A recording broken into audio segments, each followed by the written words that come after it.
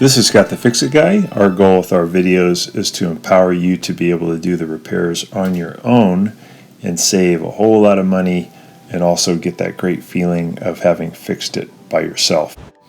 Today we have a really easy one. This is a gas oven that will not heat up anymore due to a bad igniter. So I'm calling for heat and I hear the relay click at the top, and that's a good sign because that means it's sending power down to the igniter, but the igniter is not getting hot enough anymore to ignite the gas, so the gas is never flowing in.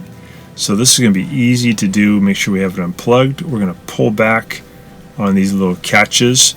On some ovens you can just pull the door right up and out from the hinges, and on some you have to lower this little lever, and we're going to do it on the other side too. And then you bring the door almost to the closed position, and then you can lift up and pull out towards you and the whole door comes off. You can also do this without removing the door. It just makes it a little bit easier. We're going to pull these grates out. If you're worried about the door, it's okay. You can just kind of lean in and still make it work. Take that one off, and on this model we just lift up on this bottom panel and slide it out toward us. On a lot of other models you have to remove a couple of screws from the back and then lift it up. This one just slides out. And then there is a heat deflector underneath that kind of spreads out the heat from the flame. And this comes out with removing 4 1/4-inch screws, 2 in the front, 2 in the back. Then you can just lift off this heat deflector. Really easy to do. Kind of sped up the camera here. I'm actually not that fast. So we're going to get those up, and then we can get right to the igniter. There's the igniter here in the back. We're going to take out 2 screws that are holding it, and then we're going to pull it out, and we'll cut the wires. Make sure it's unplugged. We'll cut the wires coming out. We're going to splice in a new igniter with the ceramic wire nuts, and either one of the wires from the oven can be hooked up to either one of the wires from the igniter. No polarity problem at all. Get those on really tight.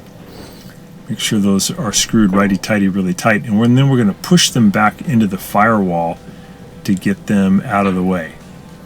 So we want to splice back the wire before we put on the wire nuts by about 1/4 of an inch on the wires coming from the oven and the wires coming from the igniter.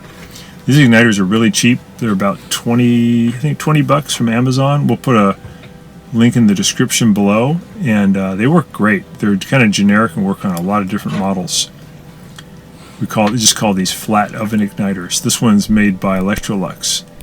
So we're going to just add those 2 1/4-inch screws back in.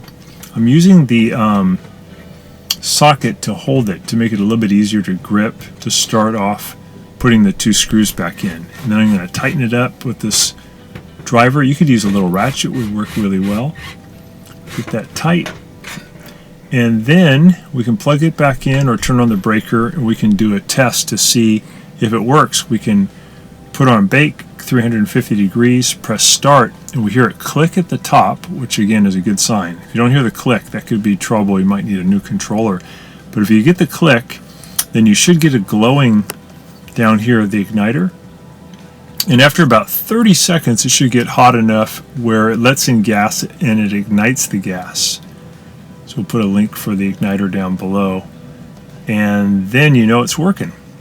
So when these igniters go bad, they take a long time to actually get hot enough to allow the gas to come in, and it heats really slowly, and also sometimes heats unevenly and won't even get up to the right temperature. But for about 20 bucks you can cure that problem. It'll just take you less than half an hour. Really easy to do. So I'm going to turn that off. I'm going to let that cool down a little bit, make sure the flames are off, and then I'll put that heat deflector back on, and I'll add those 4 1/4-inch screws to hold it on. I'm going to put the panel back in. I'm just going to slide it in kind of low down by the heat deflector. Just take your time.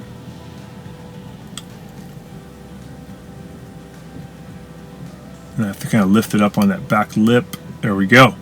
And then we'll put the grates back in.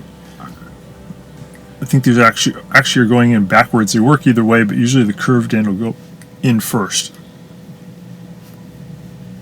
Put in the second one. And now we'll go ahead and put the door back on. This is a little bit tricky. I want you to push the hinges in as far as they can go first, keeping it at an angle, and then bring it down to 90 degrees. And once you've done that, you can push those latches shut. They should shut all the way against the frame.